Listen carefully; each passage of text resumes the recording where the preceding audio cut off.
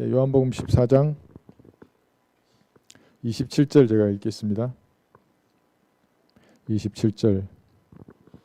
내가 너희에게 화평을 남겨주노니 나의 화평을 너희에게 주노라. 내가 너희에게 주는 것은 화평을 말하죠. 세상이 주는 것과 같지 아니하니 너희는 마음에 근심하지 말고 두려워하지도 말라 그랬습니다. 그러니까 하나님께서도 나의 화평, 지금 예수님이 화평을 주시겠다고 말씀하시는 동시에 세상도 주는 겁니다. 그러니까 세상이 주는 그 화평과 같지 아니하나니 그랬잖아요. 그래서 세상도 화평을 줘요, 사람들에게. 그러니까 오전에 설교에서 말했지만 세상 사람들도 행복해 한다고요. 머리 감고 막 이렇게 썰매 타면서도 좋아하고, 그러니까 국수 먹으면서도 그렇게 좋아하는 겁니다, 그 사람이. 근데 이제 여기서 조금 볼게. 여기 잘 보세요. 나의 화평이잖아요, 이게. 교회 시대를 살아가는 사람들이 화평을 얻을 유일한 장소가 어디입니까? 갈보리 십자가예요. 갈보리 십자가를 믿음으로 바라보면 누구나 구원받는 거거든요. 거기서 하나님과 화해하지 않는 사람은 마음에 화평이 없어요. 안식이 없는 사람입니다. 하나님과 화해해야 합니다. 그래서 구원받지 않는 죄인들은 지옥으로 갈까 말까 이 문제이잖아요. 화해하면 지옥에 안 가요. 화해 안 하면 반드시 지옥에 떨어질 겁니다. 구원받은 성도들은 성령님이 인도한 가운데 살아야 됩니다. 그러면 그걸 거부해요. 화해 안 해요. 성령님과 다투어요. 그러면 그리스도의 심판석에서 또 거지가 되는 겁니다. 다 불에 탈 겁니다. 자기의 삶이. 화해하면 성령의 열매를 맺을 겁니다. 여기 오늘 조금 설명할 거예요. 여기는 이제 다음 시간에 이어서 할 텐데 성령을 맺음으로 해서 이 열매를 통해서 하나님 앞에 영광을 돌리는 겁니다. 이게 뭐예요? 인간의 품성이 바뀌어요. 인품이 바뀌는 겁니다. 열매를 맺으면. 열매 맺지 않으면 바뀌지 않아요. 근데 이 열매를 물론 어떤 사람들은 노력해서 이 열매를 맺으려고 하는 겁니다. 그 사람들이 머리 깎고 이제 아까 오전에 계속 그 예화로 등장한 그런 중들이 아주 대표적인 것들입니다. 그러니까 사랑, 인자, 자비, 자기들이 말하는 그런 것들을 자기의 노력으로 드러내려고 하는 겁니다. 그런 사람들을 위선자라 그래요. 위선자. 온유하다. 자기는 온유한 사람이다 말하면 위선자예요. 온유할 수 없어요. 사람은. 갈보리에서 화해한 이후에 교회 시대를 살아가는 동안 성령으로 충만하지 않으면 온유할 수 없어요. 사람은. 위선자예요.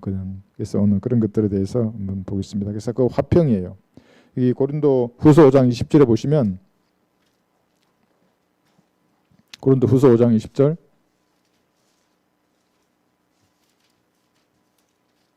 그 안식고인들이 요즘 댓글 많이 달더라고요. 아니 제 설교를 들으면 미치나 봐요. 지옥이 없다고 자기는 배웠는데 지옥에서 영원히 불탄다 그러고 막 소금으로 티듭한다 그러고 벌레가 된다 그러고 사람들이 미치나 봐요. 그거 듣고 막 저한테 엄청 막 이렇게 그 자기들 열매를 맺어야 구원받는다고 하는 사람들 나한테 그 화를 내요. 그 잘하면 지옥에 떨어지는데 안식교 교리대로 하면.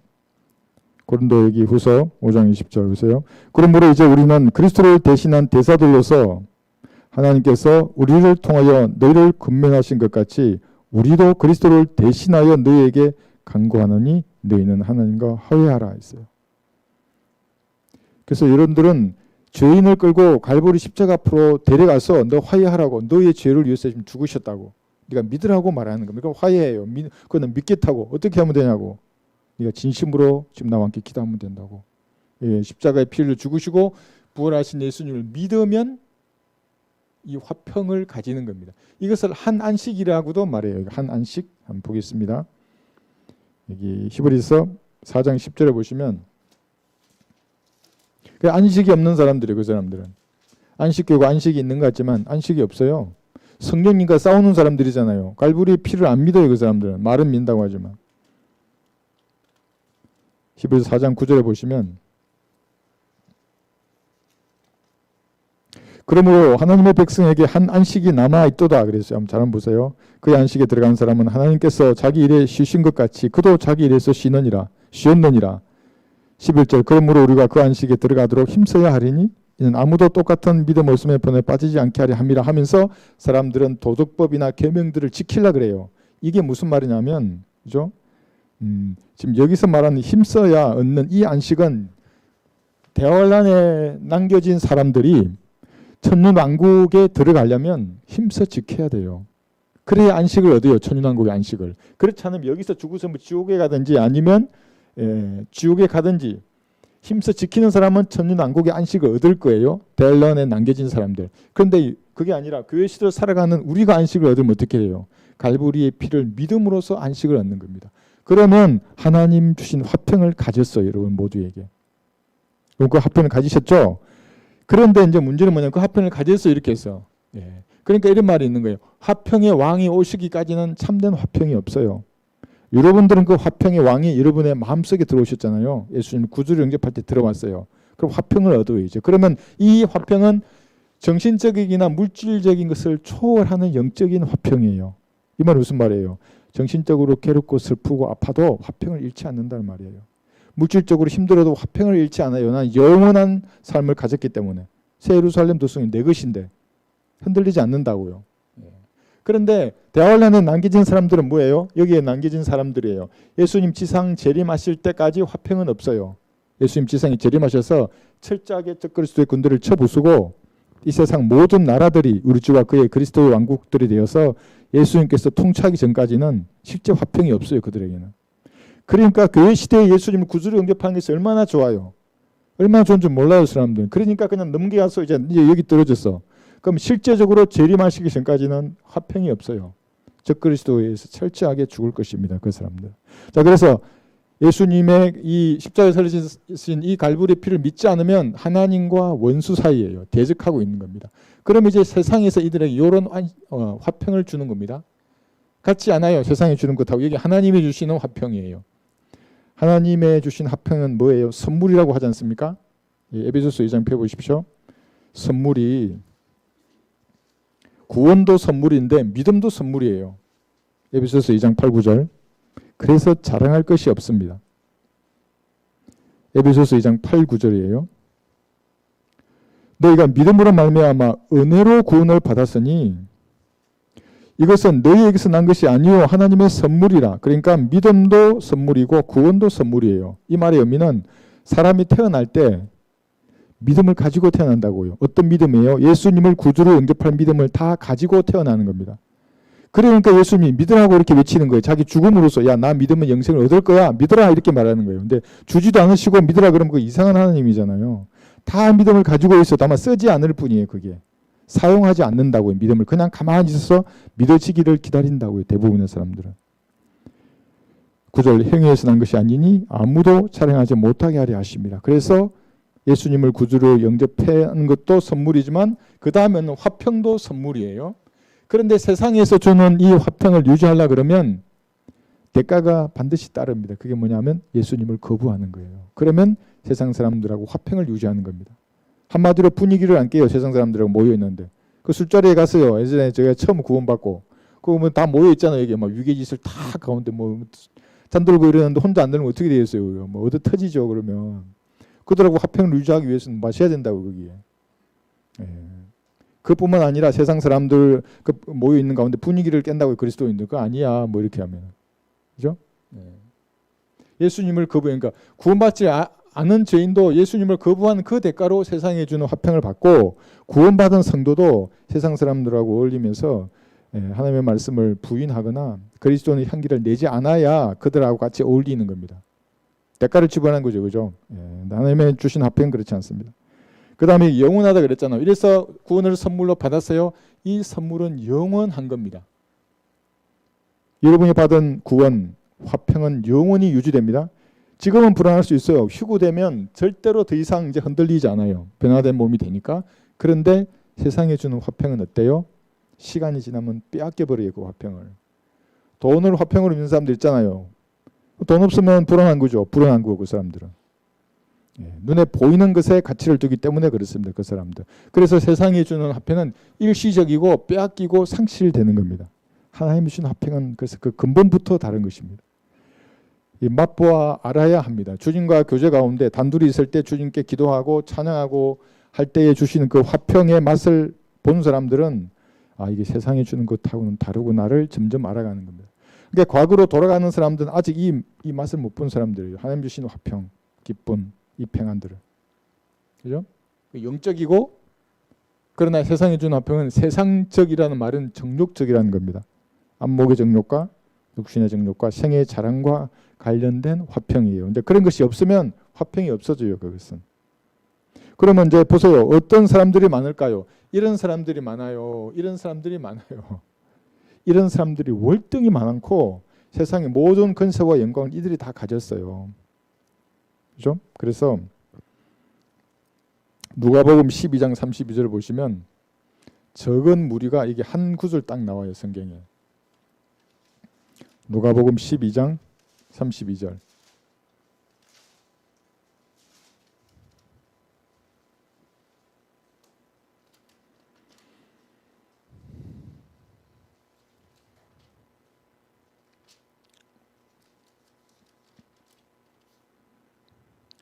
누가복음 12장 31절부터 보시면 오히려 너희는 하나님의 나라와 하나님의 나라를 구하라. 그러면 이 모든 것이 너희에게 더하여 지리라 했어요. 우리 아니에요. 지금 이게 지금 누가복음 12장은 아직 마태복음 6장의 그 시점이에요. 그죠? 예. 그들은 행위로 하나님의 나라를 구했었어야 돼요. 예. 여러분들은 그런데 예수님의 피를 믿음으로 이미 구한 거예요. 예.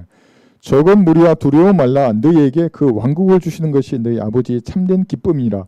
그랬는데 이제 그들은 예수님을 죽였잖아요, 유대인들은. 그래서 2000년 뒤로 왕국이 연기됐어요. 그래서 이때 천년왕국이 오는 겁니다. 그러면 이제 유대인들이 지구를 통치할 민족이 되는 겁니다. 이걸 여러분들에게 그대로 적용해 보세요. 여러분들도 5고을이나 10고을을 다스릴 거예요, 천년왕국에서. 성경대로 섬기는 그 모든 섬김을 받을 겁니다. 그러니까 적은 무리예요. 이렇게 가진 사람들이 많을 것 같잖아요, 기독교계에서. 거의 없다고요. 정신이나 물질을 초월한 영적 화평을 누리는 사람은 거의 없어요. 단지 구원받은 상태로 그냥 가는 사람들이 대부분이에요. 그래서 이것은 천천히 변화된다고요. 이렇게 구원받았잖아요. 호숫가에 잔잔한 호숫가를 거니는 그런 평온한 삶, 화평을 유지하는 삶은 말씀을 공부함으로써 영적으로 성장해야 얻는 것이거든요. 그거는 구원받았다고 바로 얻는 게 아니라. 그러니까 구원받고 헌신하면 바로 얻을 수도 있어요. 그러나 헌신하기까지는 시간이 걸려요. 그러나 세상이 주는 것과는 완전히 근본이 다른 화평을 누리는 겁니다. 마음에 근심하거나 두려워할 필요가 그래서 없는 겁니다. 이거 보세요. 요한복음 여기 14장 우리 하잖아요. 14장 여기 1절 보시면 시작할 때 먼저 말씀하십니다. 요한복음 다시 본문 여기다 끼워주세요. 계속 찾으니까 오늘. 너희는 마음에 근심하지 말라. 내가 하나님을 믿으니 또한 나를 믿으라 그랬어요. 구원받는 성도에게 하는 말씀입니다. 구원 안 받은 사람은 이거 근심해야 됩니다. 지옥으로 가는데 근심해야죠. 그 사람들. 구원 받았어요. 그러면 근심하지 말고 두려워하지 말라 했어요. 그 다음에 2절 보시면 나의 아버지 집에는 많은 주택들이 있느니라. 그렇지 아니하면 내가 너희에게 말하였으리라. 나는 너희를 위하여 처소를 마련하러 가노라. 그러니까 두려워하지 말라는 거예요. 근심하지도 말고. 영원한 집이 셋째 하늘에 있으니까 이 땅에서의 일에 좀 이렇게 일희일비하지 말고 하나님을 믿으라 이 말입니다. 자기 자녀를 버려두는 부모가 어디 있겠습니까? 능력도 있고 힘도 있는데. 그래서 어려움 당하면 기도해서 주님과의 교제 가운데서 문제를 해결하라 이 말이에요. 많은 저택들이 있기 때문에. 그죠? 27절입니다. 이게. 다시 28절 보겠습니다. 너희는 내가 갔다가 너희에게 다시 온다고 한 말을 들었느니라. 죽었다가 부활하신다는 말이죠. 너희가 나를 사랑하였으면 내가 아버지께로 가노라 한 말을 기뻐하였으리라. 이는 나의 아버지께서 나보다 위대하심이라. 이제 죽음과 부활을 말씀하신 다음에 이거 잘 한번 보세요. 아버지께서 나보다 더 위대하심이라. 이 말을 누가 제일 좋아하겠어요? 기독교계라고 하는 여기서 여호와의 증인들은 너무너무 좋아해요. 왜? 예수님보다 아버지 하나님이 진짜 하나님이고 예수님 피주된 신이라 그러잖아요. 그러니까 더 위대하다. 그러니까 이 말의 의미를 모르고 얘들은 여호와 하나님이 따로 계시고 예수님이라 하는 피조된 신이 따로 있구나 이렇게 생각한다고요. 구원받을 수가 없어요. 그렇게 믿으면. 이것은 예수님의 변화된 모습을 제가 세 가지로 그렸어요. 아버지와 말씀과 성령이죠. 삼위의 하나님 한 분 계셨어요. 이 말씀이 육신이 되어 이 땅에 나타나서 예수님이잖아요. 근데 그 전에 예수님은 주의 천사의 모습으로 현현했어요. 나타나셨어요. 그냥 실제 모습이 아니라 현현하신 거예요. 주의 천사가 이게 있긴 있었어요. 그러나 육신으로 이렇게 나타나요. 이게 독생자라고 하는 겁니다. 독생자. 영어 써서 그런데 only begotten son이잖아요. 하나님께서 육신으로 나타나신 유일한 분이에요. 그런데 로마 카톨릭 성경은 외아들로 돼 있어요. 그러니까 누가 댓글로 남겨놨어요. 나한테. 아니, 공개는 안 했어요. 아주 너무나 신성모독적인 질문이라. 그러니까 하나님은 왜 외아들만 낳았냐 이러면서 막 예수님 욕하는 거예요. 그 사람은. 그 외아들로 생각해요. 그렇지 않으니까 외아들이니까 아들이 2명이나 3명이나 있을 수 있잖아요. 그 문순명 이만희가 아들이 될 수도 있다고요. 그들의 교리로 한다면. 그러면서 뭐라 했어요. 말이 아니에요. 그러니까 독생자의 의미는 이거는 하나님이란 말이에요. 하나님이 육신으로 나타나신 유일한 분이 예수님 외에는 없어요. 그러니까 예수님이 곧 하나님이시란 얘기예요. 그래서 이런 예수님의 모습이 계시고 그 다음에 부활하신 예수님은 33살의 영광스러운 남자의 몸으로 계셨지 않습니까? 그러면 아버지 하나님이 농부로서 나보다 더 위대하다고 지금 예수님이 포도나무고 아버지 하나님은 농부라 그랬잖아요. 이렇게 보살핌이 필요할 때가 육체로 계신 이때였어요. 이때는 아니죠. 동일한 육객을 가지셨는데 아버지와 말씀과 성령이. 근데 이때는 다르다고요. 제한된 육신을 가지고 계셨잖아요. 슬픔의 사람이요 질구에 익숙한 분이셨어요. 예수님이 이렇게. 연약한 싹이 없고 뿌리 같고 우아함이나 아름다움이 전혀 없는 그런 육신을 가졌기 때문에 농부로서 아버지 하나님의 보살핌이 필요했을 때라고요. 초림 당시에. 그러나 변화된 몸을 입고 나서는 그럴 필요가 없으시죠. 이 변화된 몸으로 우주의 단 한 개의 보좌에 앉아 계십니다. 그래서 그 보좌가 단수라고 우리 계속 배웠던 겁니다. 이렇게 모습이 바뀌어가는 와중에 이때의 모습을 가지고 위대하다고 이렇게 표현을 하신 겁니다. 여러분들은 아시겠죠, 그죠? 여호와 증인들 이거 가지고 봐라, 예수는 피조된 신이다 이렇게 믿어요, 그 사람들. 그러니까 얼마나 그 자기의 지식이 에 대한 확신을 가졌는지 제가 그리 설교할 때 여호와 증인들이 뒤에 앞에 서 있었거든요. 1시간 동안 내 소리를 듣고 가만히 있어요. 이렇게 생글생글 웃으면서. 그 아줌마 아저씨들 대단한 사람들이에요. 그 사람들. 29, 30절 볼까요? 예.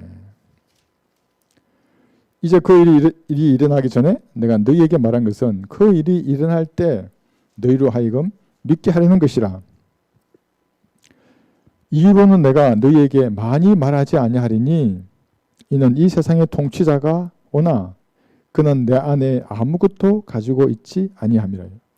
이 보세요. 내 안에 아무것도 가지고 있지 않다는 말의 의미가 예수님 안에는 죄가 없기 때문에 마귀가 무엇을 고소하거나 그 죄를 근거로 해서 합법적으로 주님 앞에 무엇을 요구할 수 없다고요. 아무것도 가진 게 없어요. 마귀는 그냥 피조물이에요. 그런데 만약에 죄가 있다고 하면 달라요. 이제 합법적으로 얘기한다고요. 그런데 만약에 구원받은 성도예요. 죄를 자백하지 않고 양심이 찌르는 죄의 문제를 해결하지 않고 가지고 있어요. 그럼 어떻게 되겠어요? 마귀가 이 죄를 가지고 하나님 앞에 고소하는 겁니다. 그럼 마귀가 힘을 발휘하는 겁니다. 구원받지 않은 죄인은 어떨까요? 구원받지 않은 죄인은 하나님께서 아예 죽은 자로 취급하는 겁니다. 이 죄를 그래서 그만큼 무서운 겁니다. 그래서 제가 계속 죄를 자백하라고 말했던 이유가 그것입니다. 여러분 안에 죄가 있으면 마귀가 무엇을 가지는 겁니다. 그래서 합법적으로 요구해요. 하나님 앞에. 주님께서 보시고 그것이 합법적이면 들어주지 않을 수가 없어요. 왜냐하면 하나님께서는 그 법대로 은혜요. 성경대로. 죄의 삭선 사망이라 이건 불변이라고 이거는 구원받았거나 받지 않았거나. 그래서 양심에 찌르는 죄가 있으면 저는 모르잖아요. 양심이 안다는 말은 하나님이 아세요. 그거를. 게으름도 죄입니다.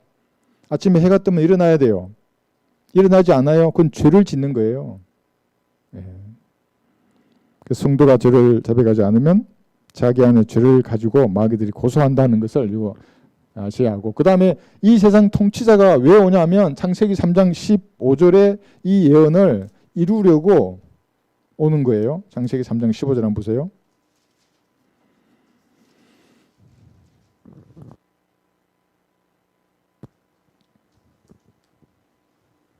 창세기 3장 15절.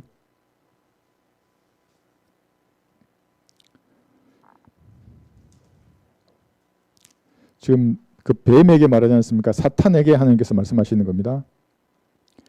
내가 너와 여자 사이에 또 내 씨와 그녀의 씨 사이에 저기를 두리니, 그녀의 씨는 그러니까 여자의 씨를 말하는 겁니다. 너의 머리를 부술 것이요 너는 그의 발꿈치를 부술 것이라. 지금 이 예언의 말씀을 성취하려고 예수님 앞으로 이 세상 통치자, 모든 권세를 장악한 거예요. 교회 시대에는 모든 권세를 장악한 이 세상 통치자가 예수님 앞으로 다가오는 겁니다. 그러니까 발꿈치를 부순다는 게 예수님을 갈보리 십자가에 매단다는 겁니다. 그러면 십자가에 매단 그 사람의 뒤에서 역사하는 영은 마귀의 영들이에요. 전부. 그러니까 오늘날 일당에도 은혜의 복음 있잖아요. 천국 복음, 영원한 복음, 복음이 많은데 이걸 섞어서 말해서 사람을 지옥으로 데려가는 사람들에게는 누가 있어요? 마귀의 영들이 똑같이 있다고 이것이. 그래서 살인자의 영이라고 제가 말하는 겁니다. 그 사람들에게.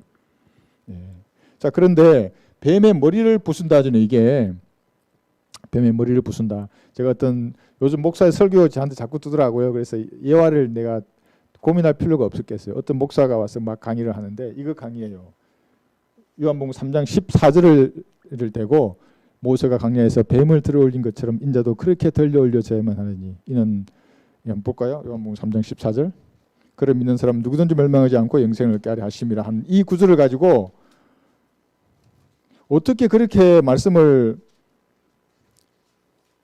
사람 기분을 나쁘지 않게 변기시켜요. 그 사람은. 그러니까 성도들을 아멘하고 난리 났어요. 보세요. 요한복음 3장 14절. 모세가 강야에서 뱀을 들어올린 것처럼 인자도 그렇게 들려올려져야만 하리니 이는 그를 믿는 사람은 누구든지 멸망하지 않고 영생을 얻게 하려 함이니라. 하나님께서 세상을 이처럼 사랑하셔서 그의 독생자를 주시니 이는 그를 믿는 사람은 누구든지 멸망하지 않고 영생을 얻게 하려 하시며 그랬어요. 이 구절을 우리가 해석하는 거하고 그 장로교 목사가 해석하는 건 완전히 달라요. 그는 뭐라 그러냐면 이 예수님이 이렇게 십자가에 피 흘림으로써 뱀의 머리가 부서졌대요. 그래서 뱀의 머리가 부서진 사실을 믿으면 여러분들 모두 뭐 복 받으신 줄 손으로 이렇게 하더라고. 막 이렇게 막 팍 쏴요. 이렇게도 막 쏘고. 그러니까 거짓 복음이에요. 그건 그 말이 아니라 여러분과 저의 죄, 모든 인류의 과거, 현재, 미래의 모든 죄들이 예수님 앞에 넘어가니까 뱀이 아니신 예수님이 뱀처럼 이렇게 저주가 되셨다고요. 그리고 부활하셨어요. 이 믿으면 구원받는다는 말이거든요. 이게 완벽하게 다르게 강의하더라고요. 그럼 뱀의 머리는 언제 부서져요? 언제? 이거 보세요.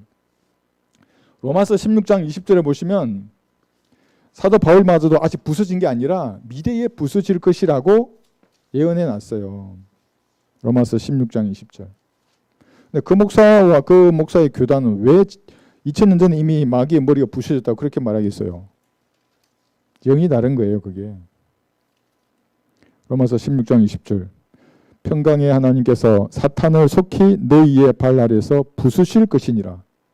미래에 부수실 것이니라 그랬잖아요. 만약에 부수어졌다면 십자가에서 부수었느니라 그래야죠. 여기 부수실 것이니라 이렇게 돼 있어요. 그죠? 우리 주 예수 그리스도의 은혜가 너희와 함께 있을지어다. 아멘 하고 로마서 16장 20절에서 말하니까 미래에 뱀의 머리를 부수겠다는 거예요. 미래에. 그죠? 그럼 지금은 뭐 하고 있어요? 뱀이. 누가복음 4장 6절에 보면 이 교회 시대에는 세상 모든 근세와 영광을 마귀가 다 가졌고 자기가 원하는 자들에게 그것을 줄 수 있다는 거예요. 하나님의 허용하시는 뜻 아래서 마귀가 그렇게 하는 겁니다. 그죠? 그래서 마귀도 하나님의 도구라고요. 지팡이로 쓰신다고요. 마귀도. 지옥에 갈 사람들에게는 미혹의 영을 풀어놓잖아요. 마귀의 영이 가도록 하나님이 허용한다고요. 그 사람을. 마음이 부패된 사람들이기 때문에. 그래서 지상 재림 때는 적그리스도의 머리를 실제로 예수님이 팔로 밟아서 으깨실 거예요. 이 정도 표현을 하면 아마 처음 보시는 분들은 다 나가실까 봐 이 정도 표현을 안 하는데 성경은 지금 그렇게 말씀해요. 예수님 지상 재림하잖아요. 그럼 적그리스도를 잡아서 예수님의 팔로 그의 머리를 밟아서 으깨셔서 그 다음에 던져요. 그래서 악한 자의 머리를 부순다는 구절이 성경에 곳곳이 나와요. 이거 한번 볼까요? 시편 68편 21절에 보시면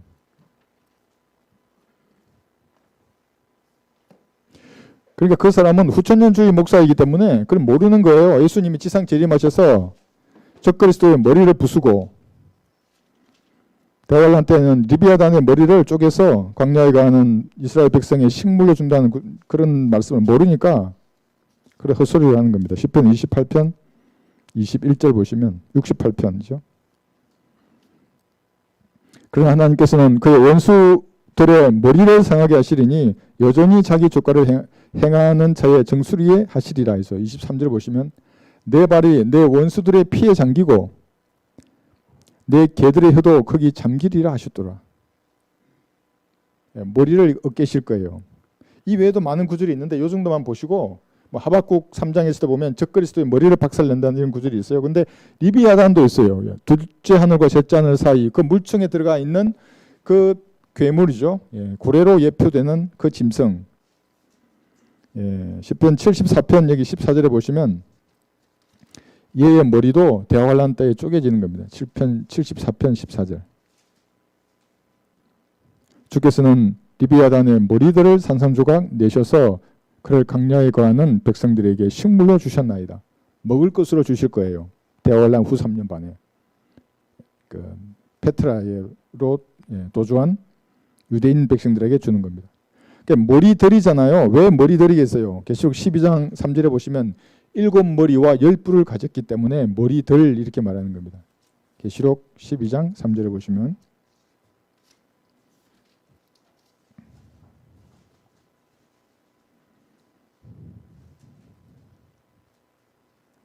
계시록 12장 3절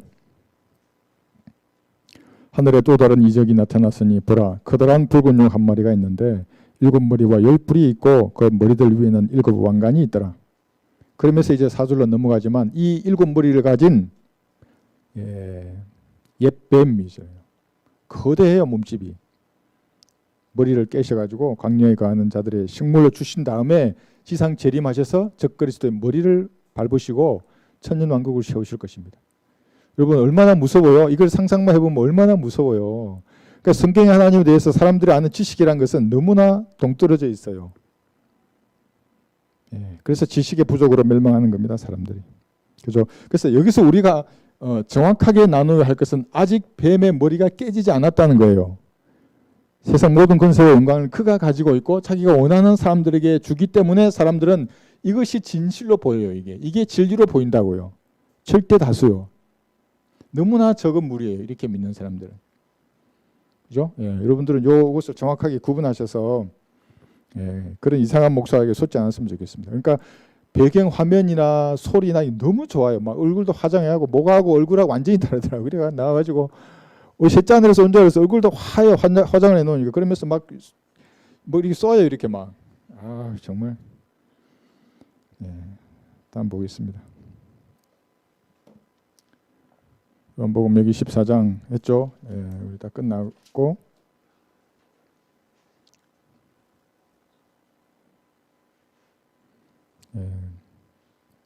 31절에 그러나 내가 아버지를 사랑한 것과 같이 아버지께서 내게 명령하신 대로 내가 행하는 것을 세상으로 알게 하려는 것이라 일어나라 이기를 떠나자 하시더라. 그러면서 예수님 끝까지 갈보리 십자가로 가셨습니다. 온 세상에게 나타내 보이셨어요. 이렇게. 그 삼위가 한 분이세요. 이렇게 한 분이셨는데 육신으로 나타나신 예수님께서 갈보리 십자가로 올라감으로써 사랑하는 것을 세상으로 알게 하셨습니다. 그 다음에 15절을 보겠습니다. 15장 1절에서 4절인데 2절, 1절 정도면 오늘 할 것 같은데 1절. 자, 나는 참 포도나무요 나의 아버지는 농부시라 그랬어요. 이것이 아까 말한 이 구절이에요. 더 위대하다고. 아버지 하나님 농부시라 그랬잖아요. 농부로 그죠? 이 농부라고 말씀하신 이유는 육신으로 나타나신 이때에 한정적으로 말씀하신 겁니다. 그런데 이제 우리가 여기서 오늘 좀 봐야 될 것은 다양한 나무가 있어요. 다양한 나무. 제가 그 누구죠? 허경영? 그분의 강의가 또 뜨더라고요.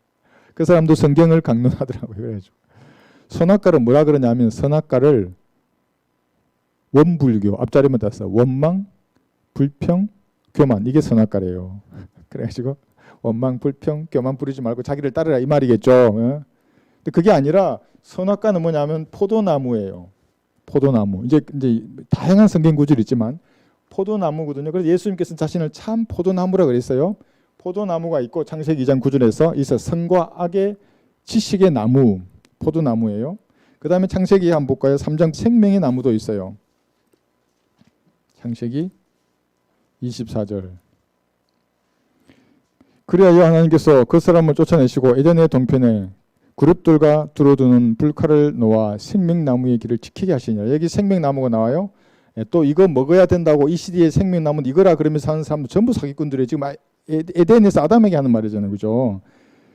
쫓아내시면서 하는 말씀이에요. 생명나무 이게 선한 쪽이에요. 올리브 나무예요. 올리브 나무. 근데 올리브 나무를 지금 또 올리브 먹으면 영원히 산다 그 말이 아니에요. 이건 이제 타락하기 전에 그랬다는 거예요. 예표하는 것은 지금은 이제 타락했으니까 올리브 먹어도 뭐 영원히 사는 것도 아니고 포도나무를 먹는다고 해서 뭐 타락하는 것도 아니에요. 자, 그런데 여기 한번 볼까요? 여기 계시록 22장 14절에 보시면 언젠가 다시 이 올리브 나무 열매를 진짜로 입으로 먹어야 영원히 사는 사람들이 있어요. 계시록 22장 14절.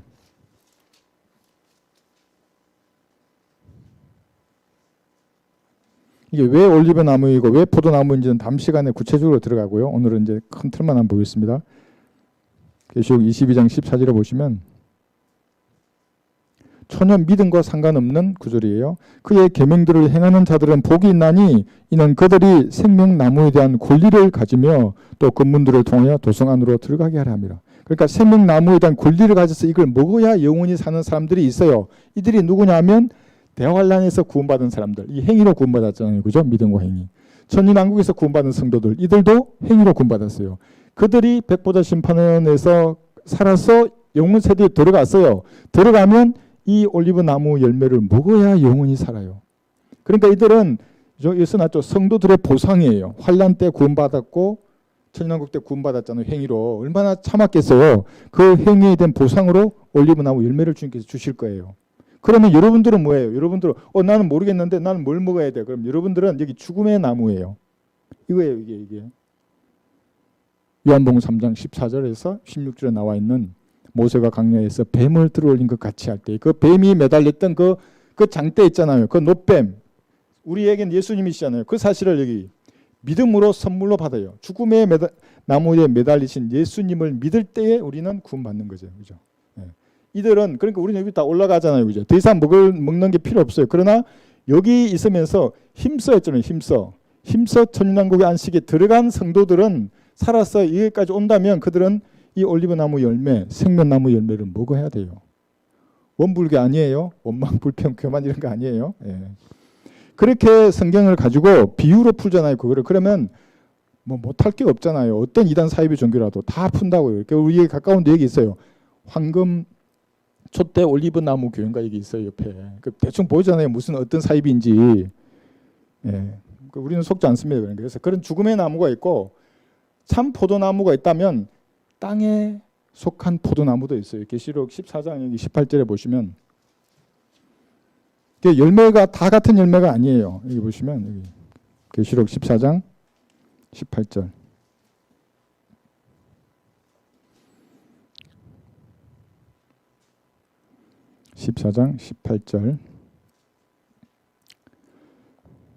불을 다스리는 금소를 가진 또한 천사가 제단에서 나와 예리한 낫을 가진 자에게 큰 소리로 외쳐 말하기를 너희의 예리한 낫을 대어 땅의 포도송이를 거두라. 이는 그 포도들이 다 익었습니다. 그랬어요. 지금 땅의 포도송이란 말은 또 다른 포도나무가 있다는 거예요. 땅에는. 참 포도나무신 예수님을 이렇게 붙어서 열매를 맺는 사람들이 아니라 반석이 다른 거예요. 여기 나중에 볼 거예요. 여기 신명기에 나오는 다른 반석에서 나무가 꽂혀서 거기서 나는 열매들이 있다고요. 그러면 예수님께서 땅의 이 포도성이에요. 이것을 19, 20절을 보시면 그러므로 그 천사가 낫을 땅에 대어 땅의 포도송이를 거두어 하나님의 진노의 큰 포도즙 틀에 던져 넣으니라. 그 포도즙 틀이 도성 밖에서 짓밟히니 그 틀에서 피가 흘러나와 말고피까지 닿고 1600 스타디온까지 퍼지더라. 260이나 거의 한 300km까지 여기서 대전까지 뻗어나가는 그 피가. 굉장한 살육이 예수님 재림하실 때 있을 겁니다. 그러니까 여기 올라갔잖아요. 여기 그죠? 여기 올라갔어요. 또 올라가서 이삭 죽기로 이제. 그런데도 남아있는 사람들 중에 일부는 힘써 지킨 사람들은 천년왕국으로 들어가겠지만 나머지 절대 다수는 진노의 큰 포도즙 틀에 던져진다고요. 유사 이래로 정말 참혹한 대살육이 예수님 재림하시는 그날에 있을 거예요. 그리고 그 다음에 있을 민족들의 심판에서 또 죽어요. 남아있는 사람들. 요사박 골짜기에 모아놓고 양과 염소로 심판해서 또 죽이신다고요. 여러분 이게 사랑의 예수님인데 이해가 되시겠습니까? 그러니까 인본주의자들은 성도들은 아멘 하잖아요. 인본주의자들은 절대 안 받아들여요. 유튜브에 오만 욕을 다 해주보고 제가 억울한 보고 싶다고요. 그런 분들은 정말로. 그래서 내가 성경을 모르는 사람들이에요. 그 사람들은 전혀 모르는 사람들입니다. 그죠? 여기 한번 볼까요? 신명기 32장 31절에 보면 다른 반석이 나오고 소돔의 포도나무가 있습니다. 신명기 32장 31절.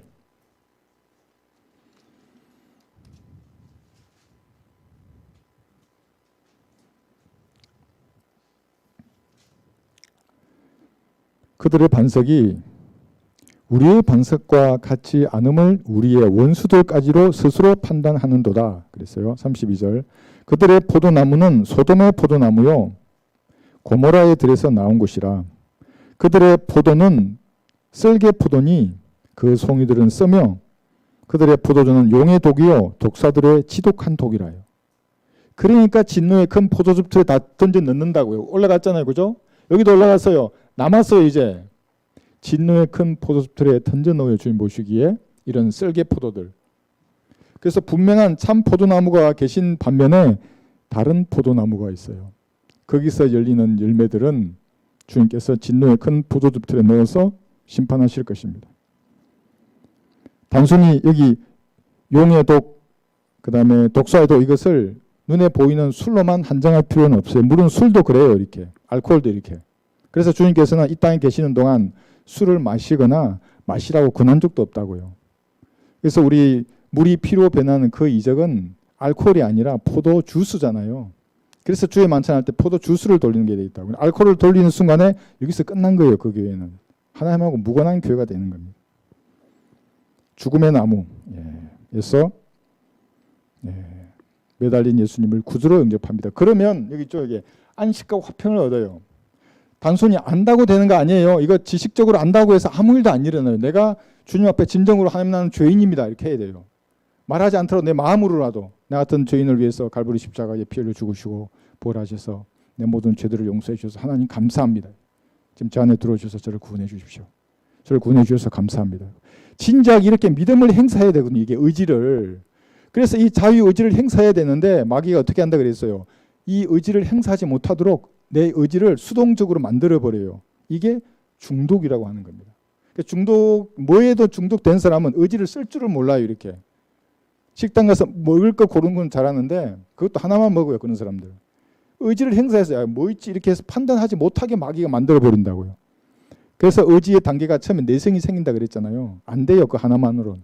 계속 본다고요. 유튜브에 중독되면 밤새 그걸 본다고요. 이것만 넘기면 진짜 내 눈이 만족할까요? 요거 보고 요거 또 보고 계속 봐요. 밤새 봐요. 눈만 빨개지지 아무것도 일도 안 일어난다고요. 그것이. 그 다음에 내성이 생기고 그 다음에 그것을 하지 않으면 이제 몸에 이상이 일어나요. 두통이 생기거나 불안하거나 사람이 껌딱지가 된다고 얘기해요. 뭐 이렇게 활력이 없어져요. 그 다음에 갈망의 단계로 넘어가잖아요. 그것만 하고 싶어요. 내가 중독되어 있는 그것만. 그러면 이제 아무리 진리의 말씀을 전해도 그 사람 꿈쩍도 안 해요. 마귀는 이런 사람으로 만들어내려고 하는 거. 뭔가에 중독이 되어서 그것을 갈망하는 사람의 상태로. 그러면 여러분들 복음을 들고 나가서 이 전도주로 아무리 설명하잖아요. 그런데 집중이 안 돼요. 그 말씀에. 중독이 무서운 게 집중할 수 없다는 겁니다. 그리스도인들 중독이 됐어요. 그럼 말씀에 집중이 안 돼요. 한 장 읽고 그냥 그냥 벌써 딴 생각 나고 막 몸이 막 근질근질 이렇게 되게 되거든요. 그래서 여러분 중독을 끊어버려야 돼요. 끊어버리시고 중독이 되려면 말씀에 중독이 돼요. 그러면 진짜 포도나무에 붙어 있는 가지가 내는 이런 열매를 내게 돼 있어요. 말씀을 보게 되면. 이 정도만 우리 포도나무에 대해서 보시면 되고 그다음에 농부죠. 이게 농부. 농부로 계실 때 아버지가 농부라고 하신 이유는 예수님이 육신으로 계실 때를 아버지 하나님을 농부도 더 위대하다 이렇게 말씀하셨습니다. 두 가지 한번 비교해 볼까요? 이사야 53장 2, 3절에 보시면 예수님의 모습을 이렇게 보는 반면에 성도가 보는 예수님의 모습 또 다릅니다. 이사야 53장 2, 3절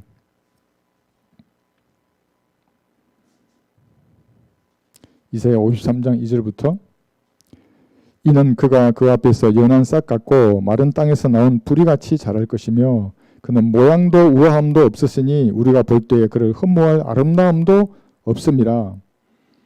그는 사람들에게 멸시받고 거부되었으며 슬픔의 사람이요 질구에 익숙한 사람이라. 우리가 그의 얼굴을 그로부터 숨긴 것 같이 그는 멸시받았고 우리는 그를 존중하지 아니하였도다 했어요. 그러니까 볼품이 없는 예수님의 모습이에요. 육신으로 계셨을 때는. 그래서 농부가 필요하셨어요.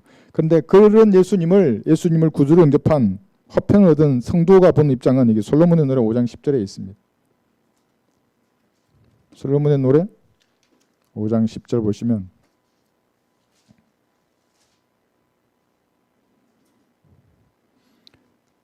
여기 이제 9절 위에 보면 제목을 이렇게 달아놨어요.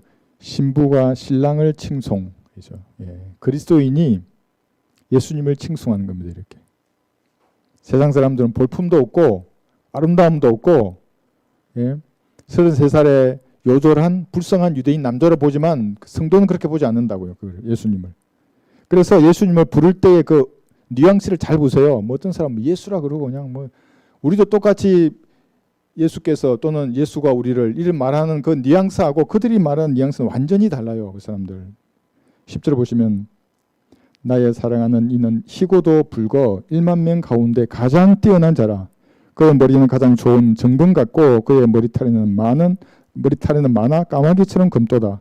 그의 눈은 강가의 비둘기의 눈처럼 젖으며 젖으로 쉽게 알맞게 박혀있도다. 그의 뺨은 향로들의 박 같으며 향기로운 꽃 같고 그의 입술은 향기로운 몰락을 들이치는 백합꽃 같도다. 그의 손은 녹보석이 박힌 금고리들 같으며 그의 배는 사파이어들로 입힌 빛나는 상아 같도다. 그의 양다리는 정건 받침대 위에 세운 대리석 기둥 같으며 그의 용모는 레바논 같고 벽화목들처럼 수리하도다. 그의 입은 지극히 달콤하니 참으로 그는 모든 것이 사랑스럽도다. 오 예루살렘의 딸들아 나의 사랑하는 이는 이러하고 나의 친구는 이러하도다. 이분이 예수님이세요. 그 예수님을 바라보는 시각 자체가 완전히 다른 겁니다. 성도가 바라보는 예수님. 그냥 세상 사람들이나 이걸 몰라요. 그 사람들. 구원받지 않은 사람들. 저런 모습으로 보는 겁니다. 조금만 더 할까요? 여기 2절 보시면 요한복음 15장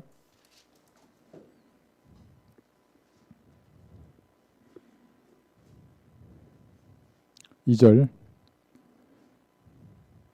조금만 하고 끝내겠습니다. 내 안에서 열매를 맺지 못하는 가지마다 그분께서 제거해 버리시고 열매를 맺는 가지마다 정결케 하시오 더 많은 열매를 맺게 하시느니라. 이게 여러분에게 교리로 적용하면 어떻게 되겠어요? 어떤 형태로든지 교리로 적용하면 무서운 말이에요. 제거한다는 말이 죽인다는 뜻인 거예요. 지옥으로 던지신다는 거예요. 이게 무서운 말이에요. 교회 시대를 살아가는 성도에게 이 말씀을 교리로 적용할 수 없는 첫 번째 이유는 뭐냐면 이건 십자가 이전이잖아요. 아주 예수님이 갈보리에 피 흘리기 전이라고요. 그러니까 구약을 살아간다고요. 율법이 살아있는 시대. 율법이 또 언제 살아있어요? 대환란 때 살아있는 거예요. 천년왕국 때에도 완전한 왕국의 헌법이 살아있어요. 이때는 조심해야 돼요. 열매를 맺지 못하지 않을까 두려워해야 한다고요. 그러나 교회 시대는 달라요. 왜냐하면 우리는 하나님의 몸의 일부가 되었기 때문에 우리 시대의 교리로 적용할 수는 없는 겁니다. 그럼 어디에 적용하는가? 이것을 성령의 열매를 내는 거에 적용하는 겁니다. 갈라디아서 2장 22절 보시면 갈라디아서 5장 22절 물론 성령의 열매를 맺지 못한다고 하나님께서 제거하시거나 버리시지 않아요. 그러나 여기에 적용할 수 있습니다. 갈라디아서 5장 22, 23절 앞에 육신의 일들에 대해서 말씀하신 다음에 이제 성령의 열매에서 말하는 겁니다. 그러니까 여러분 이런 겁니다. 성령의 열매 조금만 하겠습니다. 이번 주에는 열매는 우리가 가지라 그랬지 않습니까? 가지를 제거한다는 겁니다. 열매를 맺히게 하는데 가지의 역할이 뭐죠? 가지가 열매를 맺게 하지 않지 않습니까? 뿌리가 열매를 맺게 하는 겁니다. 저 뿌리. 그 다음에 농부가 잘 병충해도 제거해주고, 그죠? 물이 없으면 물도 뿌려주고, 그죠? 그렇게 함으로써 그 나무를 보호하지 않습니까? 가지가 할 일은 뭐냐면 포도나무에 붙어 있는 거예요. 그러니까 성령의 열매를 맺으려면 여러분들이 성령의 열매를 맺기 위해서 노력하는 것이 아니라 붙어 있어야 돼요. 포도나무 예수님께. 그러니까 내가 열매를 맺기 위해서 노력하면은 위선자가 될 수밖에 없어요. 사랑, 기쁨, 화평이에요. 이게 개인적인 인품의 변화거든요. 이것이 내가 예수님 영접했다고 해서 영접하지 않았는데 영접한 척하면서 사랑과 기쁨과 화평을 흉내낸다거나 이건 위선자가 되는 거예요. 오래 참음, 친절, 선함도 마찬가지예요. 이게 타인을 대하는 나의 성품이 변화되거든요. 이런 성령의 열매를 맺으면. 그런데 이것이 성령께서 자기에게 주셔서 맺힌 열매가 아니라 자기 노력으로 다른 사람에게 오래 참고 친절하고 선하게 볼 수 있어요. 그럼 이거 성령님께서 모르시겠어요? 이건 분명히 고갈되는 때가 와요. 그러면 이 사람 나가요, 교회를. 믿음, 온유, 절제 있는 하나님과 관계된 성품의 변화이거든요. 믿음이 생기고 진짜 그때 온유해져요. 이 온유함도 자기의 선함으로 나는 온유함이 아니에요. 하나님께서 온유한 마음을 주세요. 어떻게 했을 때? 여러분들이 예수님께 굳게 붙어 있을 때 이런 열매들이 맺히는 겁니다. 자, 그 말의 의미를 조금 더 쉽게 말하면 이거예요. 여러분 의지가 있어요. 자유의지. 마귀는 중독을 통해서 이 의지를 쏘지 못하게 한다 그랬지 않습니까? 그런데 이 의지를 죄가 뭘 유혹을 해요. 육신이. 근데 그걸 따라버렸어요. 그러면 이 열매가 맺힐까요? 안 맺힐까요? 안 맺혀요. 근데 그러지 말고 여러분의 의지로 성령께서 말씀하시는 거 그것을 따랐어요. 그러면 성령께서는 열매를 맺히게 하시는 겁니다. 이렇게 동의하는 겁니다. 근데 그 생각부터 그렇게 돼야 돼요. 한번 볼까요? 로마서 8장 5절에 보면 생각부터. 그러니까 율법 아래 있다면 여러분들은 행위만 따질 거예요. 했냐 안 했냐, 도둑질 했냐 안 했냐 이것만 따져요. 근데 생각부터 따지는 겁니다. 로마서 8장 5절에 보시면 육신을 따르는 사람들은 육신의 일들을 생각하나 성령을 따르는 사람들은 성령의 일들을 생각하느니라. 생각부터 성령님께 여러분의 의지를 써서 거기에 동의해야 돼요. 그러면 열매를 맺히게 되어 있어요. 이것이. 결코 변하지 않는다 하잖아요. 사람은. 머리털 검은 사람은 안 변한다 그러잖아요. 세상 사람은. 너무나 잘 알아요. 세상 사람들이. 변하는 유일한 방법은 예수님이 피로를 믿어서 구원받고 그 다음에 성령의 열매를 맺는 거예요. 육신을 따라 살지 않으면 돼요. 그러면 육신의 일들이 드러나지 않고 성령의 열매가 그 사람의 인품과 품성을 통해서 밖으로 드러나게 됩니다. 자, 그러면 누가 영광을 받아요? 하나님이 영광을 받으시는 겁니다. 그전까지는 세상에 속해서 세상에 관한 얘기를 하는 사람이 이제 하나님의 자녀가 됐잖아요. 그럼 하나님에 관해서 말하기 시작해요. 이제 좀 더 성장하면 그의 입에서 나오는 말들이 하나도 땅에 떨어지지 않아요. 네, 그렇게 해서 여러분 모두 성장했으면 좋겠습니다. 네, 오늘 여기까지 공부하겠습니다.